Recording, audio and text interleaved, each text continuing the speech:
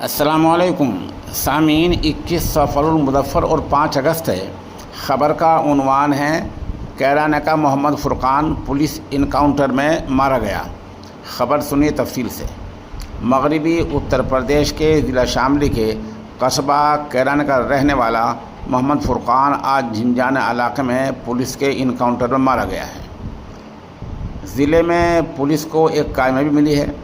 تھانہ جھنجھانہ کی حدود میں پولیس اور اس کے درمیان مقابلہ ہوا ہے۔ بتایا گیا کہ فرقان پر 1 لاکھ روپے کا انعام بولا ہوا تھا۔ فرقان کے بارے میں کہا جاتا ہے کہ وہ مقیم کالا گینگ کا سرگرم رکن تھا اور اس کے خلاف قتل اور ڈکیتی سمیت کئی سنگین جرائم کے مقدمات درج تھے۔ پولیس کے مطابق یہ مقابلہ تھانہ جھنجھانہ علاقے کے احمد گڑھ چوکی کے علاقے میں ہوا ہے۔ پولیس کو اطلاع ملی تھی کہ فرقان علاقے میں ہے۔ اس اطلاع کی بنیاد پر پولیس نے وہاں کا گھیراؤ کر لیا۔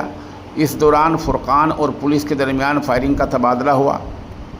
فائرنگ کے تبادلے میں فرقان شدید زخمی ہو گیا، بعد میں اسے مردہ قرار دے دیا گیا۔ پولیس کے مطابق فرقان کافی عرصے سے بھاگا ہوا تھا اور اس کی گرفتاری کے لیے 1 لاکھ روپے کا انعام کا اعلان کیا گیا تھا۔